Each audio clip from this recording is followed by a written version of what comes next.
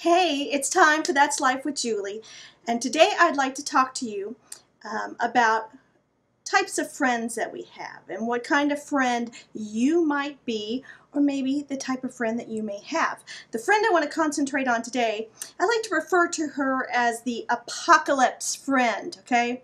This is the friend who is ready for anything and everything. And just so you know, maybe you're like, apocalypse, what's she talking about? Well, see, this zombie apocalypse thing is really big, especially if you have teenage boys. And I just want to share something with you real quick. First, this is just makes my heart so proud. Patrick informed me, he's 17, and he told me, he said, Mom, you know, if there ever is a zombie apocalypse, actually, he said when there is a zombie apocalypse, because him and his brother are convinced this is going to happen.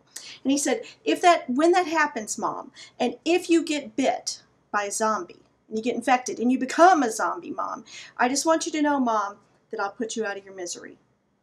That is so sweet. Isn't that sweet? Gosh.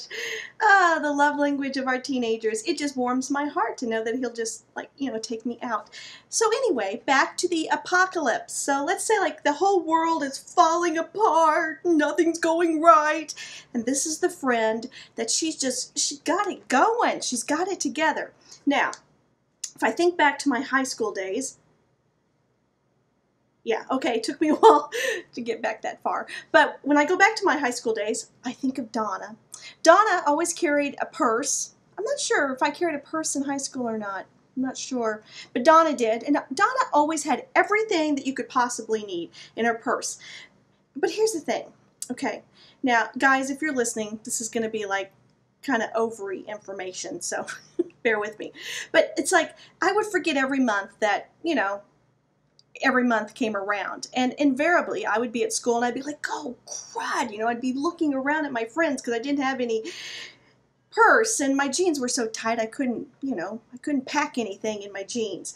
And so I'd be looking around at my friends and I'd be like, oh my gosh, I forgot, does anybody? And Donna invariably, she'd go digging in her purse, and she'd be like, here you go.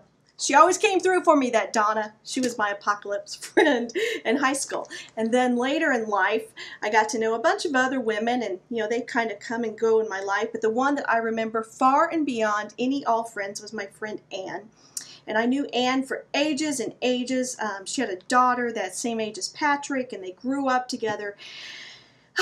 Ann is and was amazing. Ann intimidated me in a really good way. She made me want to be a better mom.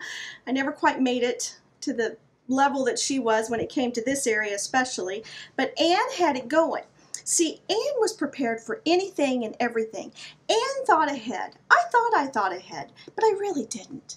And Ann had this console. She had this cool minivan. And in the console, in between the driver's seat and the passenger seat, it was like a magic box. I mean, you could, anything and everything just came out of that console. And one day, we could be riding around and I'd be like, oh man, I really could use a can opener right now. And Ann would be like, wait a minute. Ta-da! See, even my prop isn't a real can opener because I couldn't find my can opener. This is like a paint lid opener, when you go painting. So, and I even need you now. But, she'd have something like that. If we spent the night somewhere, say we went to Hearts at Home together, and for some reason I was like, you know what? I need a 3-prong adapter. What am I going to do? And there it is, a 3-prong. Well, yeah. Well, no, actually it's 2-prong, but you catch my drift. Ann had it going. Ann was ready. On every trip, she had like a Tupperware thing in the back of her van, and when the children were little, when her babies were small, she'd have a change of clothes, she'd have diapers, she'd have blankets. She was prepared for everything. When we would go on softball trips or anything like that, she was prepared. My child would always be the child. My children would always be the children who were begging, please, please, please, because they'd be like, Mommy, I'm so hungry, Mama, feed me. And I'd be like, oh, I got 6 cents. But wait a minute, let me see. Oh, look, I got a half a can of root beer. You could have that. And let's see. Oh, look, I found this. It's like an MRE kind of type packet, and there's some Splenda in here you could eat if you get hungry, and oh look, here's some matches you could play with, and some Taster's Choice coffee. I mean, that's really about what I came up with, even after the third child, when I should have known better. So they would look to my friend Anne, and because my Anne is so wonderful, and because she was so gracious, she would give to my children, even though, you know, really, seriously, a half a pack of Skittles and 7-Up, that's what I brought to feed him. And she would be like, come here, Patrick. And she would give him something nutritious, like a chewy yogurt or maybe a Quaker oatmeal graham thing. And Patrick would look at it like this. Because he'd never seen anything like that. If it wasn't coated in chocolate, he didn't know what it was. And she would hand him this. It was clear. He wasn't quite sure what that was. It was a bottle of water. And yes, even this. Little baggies full of pre-cut fruits and vegetables. Little cucumber slices even. That was my friend. That is my friend Anne. Ready in every situation. All right. So, if the apocalypse comes, I have lots of books about it. Just so you know, I've ordered all sorts of things on canning and how to garden with organic seeds and not use those seeds that Monsanto makes so you can't reseed them, you know, that kind of stuff. I know the important stuff like those, but you're going to have to look for someone like my friend Anne if you really, really, really want to survive.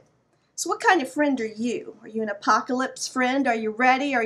Go look at your purse, go look at your bag, look around you and see what you have going there. Or maybe you're like me, you're the one that's depending on the kindness of an apocalypse friend. I'll talk to you guys later. That's Life with Julie.